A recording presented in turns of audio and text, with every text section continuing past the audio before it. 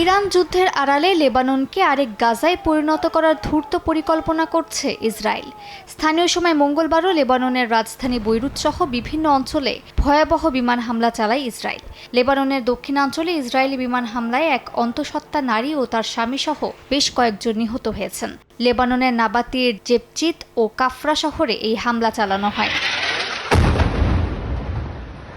জবাবে ইসরায়েলের উত্তরাঞ্চলীয় সামরিক ঘাঁটিগুলোতে নতুন করে হামলা চালানোর দাবি করেছে লেবাননের সশস্ত্র গোষ্ঠী হিজবুল্লাহ। গোষ্ঠীটি জানিয়েছে ইসরায়েলের সাফেদ শহরের অদূরে অবস্থিত বেরিয়া ঘাঁটিতে রকেট হামলা চালানো হয়েছে। হিজবুল্লাহ এবং ইসরায়েলি সেনাদের মধ্যে তীব্র সংঘাতের শঙ্কায় দেশটির দক্ষিণাঞ্চল থেকে সরে গেছে লেবাননের সেনা সদস্যরা। ফিলিস্তিনের মতো করে লেবানন দখলের পরিকল্পনার কথা জানিয়েছেন ইসরায়েলের প্রতিরক্ষা মন্ত্রী ইসরায়েল কাটস।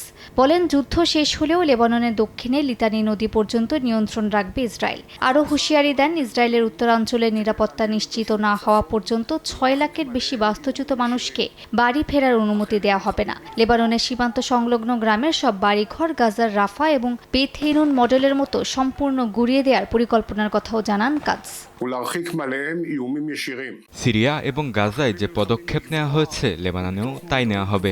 আইডিএফ শত্রু এলাকার ভেতর থেকে বাসিন্দা ও কমিউনিটিগুলোকে রক্ষা করবে। আমরা উত্তরাঞ্চলের জনগণকে সুরক্ষা দেওয়ার প্রতিশ্রুতি দিয়েছি এবং আমরা ঠিক তাই করব। এদিকে লেবাননের দক্ষিণাঞ্চলে ইন্দোনেশিয়ার 2টি শান্তিরক্ষী বাহিনীর গাড়ি হামলার ঘটনার দায়বদ্ধতা নিশ্চিত করার আহ্বান জানিয়েছে জাতিসংঘ মহাসচিব অ্যান্তোনিও গুতেরেস। ইসরায়েলের জাতিসংঘ দূত ড্যানি ড্যানন হিজবুল্লাহকে দায়ী করেছেন এই হামলার জন্য। মালিহা সুহরওয়ার্দী, সময় সংবাদ।